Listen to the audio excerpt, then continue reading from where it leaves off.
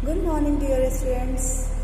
हिंदी रचनात्मक कार्यशाला में आपका स्वागत है। आज की इस कार्यशाला में हम बात करेंगे श्रवण कौशल यानी कि लिसनिंग एक्टिविटी। मैं आपको एक कहानी सुनाऊंगी और आपको उस कहानी के आधार पर कुछ प्रश्न पूछे जाएंगे और उन प्रश्नों के उत्तर देने हैं। तो ध्यान से सुनिएगा ये कहानी। आज की कहानी मर्यादा पुरुषोत्तम श्री राम के जीवन पर आधारित है। आपको पता ही है कि उनके पिता अयोध्या के राजा थे और जब उनकी राजा बनने की बारी आई तो उनकी जो दूसरी माँ थी कैकेयी, उन्होंने उन्हें वनवास दे दिया। श्री राम जब वनवास जा रहे थे, ये कथा तभी की है। जब श्री राम वनवास जाने के लिए चले तो उनके पिता ने उनके साथ अपने मंत्री सुमंत्र को भेजा था कि आप जाइए इनके साथ में और श्री राम को समझा बुझा करके वापस ले आइएगा।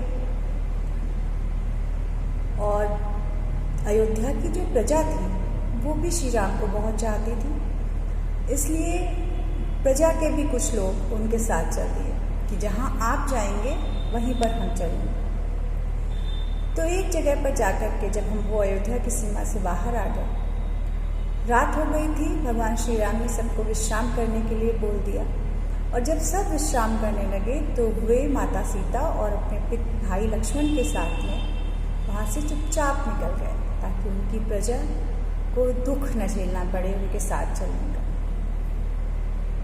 और चलते चलते वे नदी के तट पर पहुँचे जहाँ पर उन्हें नदी पार करनी थी और वहाँ पर उनको एक केवट मिला। केवट समझते हैं क्या होता है?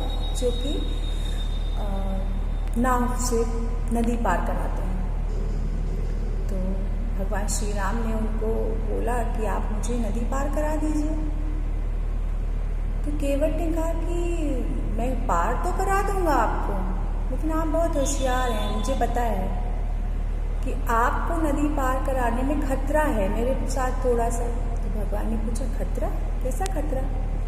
तो केवट ने कहा मैंने सुना है कि आपके चरणों के स्पर्श से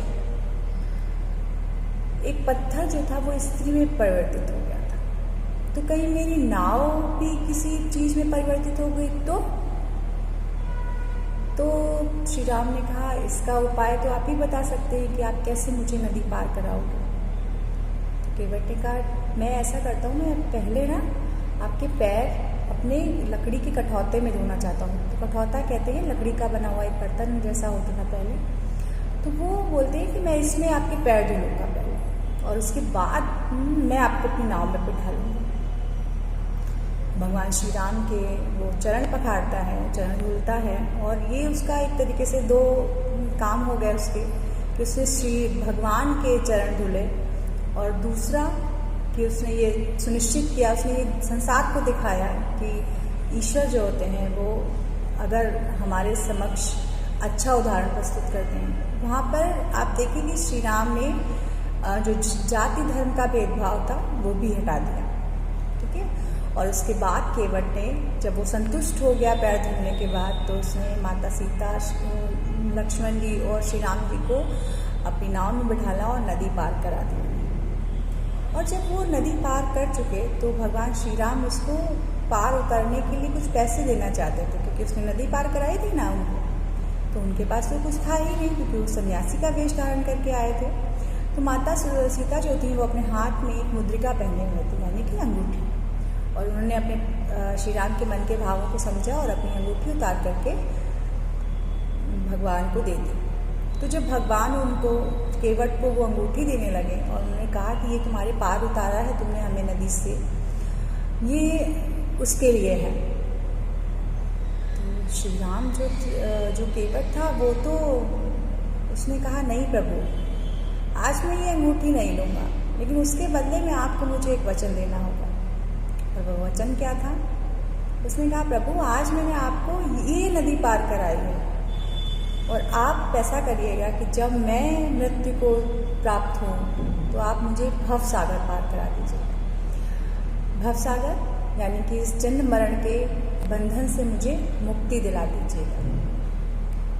और श्री राम समझ गए उसकी चालाकी, क्योंकि जन्म मरण के बंधन से मुक्त वही हो सकता है जो हमेशा निश्चल रहता है। इसका मन पवित्र होता है। तो भगवान ने उसे वो वचन दे दिया और उसके बाद वो अपने रास्ते चले गए, केवल वापस चले। तो ये हो गई आपकी स्टोरी। इस स्टोरी से रिलेटेड कुछ क्वेश्चन मैं आपको सेंड कर रही हूँ, तो आप इन क्वेश्चंस के आंसर लिखिए और मुझे दिखाइएगा। आपके लिए डेट है 1 सितंबर। Thank you.